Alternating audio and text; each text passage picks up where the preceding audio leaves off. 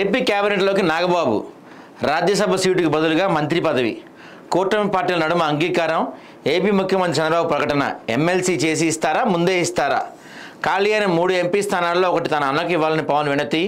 Are Krishnaiah, బేద మస్తానరావుకు ముందే హామీ ఇచ్చామన్న BJP, TDP. So are కృష్ణయ్యకు, బేద మస్తాన్కు Rajya Sabha వెళ్ళిపోయింది కాబట్టి, సానాకు కూడా వెళ్ళిపోయింది కాబట్టి ఇంకా రాజ్యసభకి వెళ్తానే ఖాళీ లేదు అక్కడి నుంచి. అందుకని పాపం పవన్ కళ్యాణ్ని ఒప్పించారో మరి ఏం చేస్తారో తెలియదు, కానీ మొత్తానికైతే నాగబాబుకి మంత్రి పదవి ఇస్తా అని చెప్పారంట. ఏకంగా 3 రాజ్యసభ స్థానాలకు ఉపయోగించకుండా ఒకటి తన అన్న నాగేంద్రబాబుకి ఇవ్వాలని పవన్ కోరారు. రాజ్యసభ సభ్యత్వానికి రాజీనామా చేసిన ఆర్ కృష్ణయ్యను తాము ముందే హామీ ఇచ్చామని, ఆ సీట్ ఇవ్వలేమని బీజేపీ నాయకత్వం నిస్సహాయత వ్యక్తం చేసింది. ఇక తెలంగాణలోని బీసీ వర్గాలు దరిచేర్చుకోవడానికి కృష్ణయ్య అవసరం ఉందని ఆ పార్టీ నాయకత్వం భావిస్తున్నట్టు సమాచారం. టీడీపీ కూడా తన కోట కింద వచ్చిన 2 రాజ్యసభ సీట్లలో ఒక దానిని వైసీపీకి రాజ్యసభకు రాజీనామా చేసి వచ్చిన బేద మస్తానరావుకి ఇస్తామని ముందుగానే హామీ ఇచ్చారు. రెండోది కాకినాడ జిల్లాకు చెందిన పార్టీ నేత సానా సతీష్ కుమార్కి ఇవ్వాలని నిర్ణయించారు. ఈ నేపథ్యంలో నాగబాబుకు రాజ్యసభ సీటు అవకాశం దక్కలేదు. లోక్సభ ఎన్నికల్లో అనకాపల్లి సీటు జనసేన కోట కిందకు వచ్చిందని, అక్కడ నాగబాబు నిలపాలనుకున్నామని, కానీ బీజేపీ కోసం త్యాగం చేశామని పవన్ గుర్తు చేశారు. దీంతో ప్రత్యామ్నాయంగా నాగబాబును రాష్ట్ర కేబినెట్లోకి తీసుకోవాలని కూటమి నిర్ణయించింది. రాష్ట్ర మంత్రివర్గంలో ప్రస్తుతం ఒక ఖాళీ ఉంది. నాగబాబు ప్రస్తుతం శాసనసభలో కానీ శాసన మండలిలో కానీ సభ్యుడు కాదు. ఏ సభలోనూ సభ్యుడు కాకపోయినా మంత్రిగా తీసుకోవచ్చు. కానీ 6 నెలల్లోపు ఆయన ఏదో ఒక సభ నుంచి ఎన్నిక కావాలి. కూటమి సర్కార్ వచ్చాక వైసీపీకి చెందిన 3 ఎమ్మెల్సీ రాజీనామా చేశారు.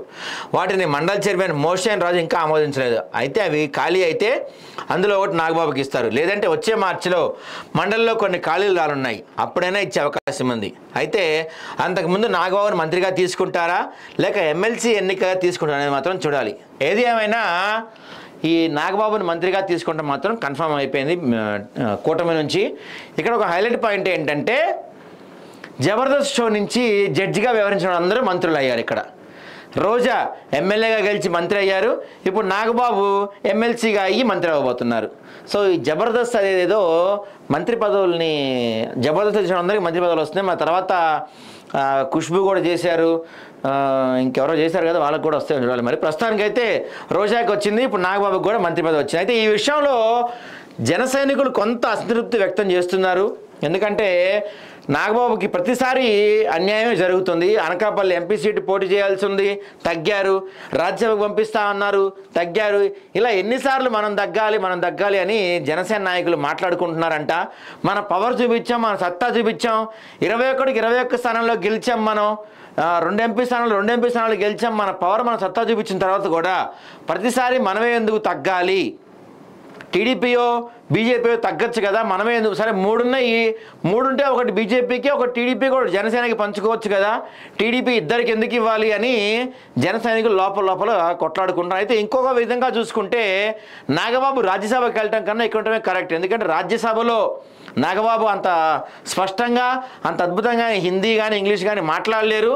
సో రాజ్యసభలో ఆయన వెళ్ళినా అంత ఉపయోగం ఉండదు. దాని బదులు ఇక్కడ రాష్ట్రంలో ఉంటే ఏదన్నా మంత్రి పదవి తీసుకుంటే రాష్ట్రంలో ఆయన హవా కొనసాగించవచ్చు అని చెప్పి కొంత భావించారంట. సో ఏదేమైనా మరో జబర్దస్త్ జడ్జికి మంత్రి పదవి వచ్చింది.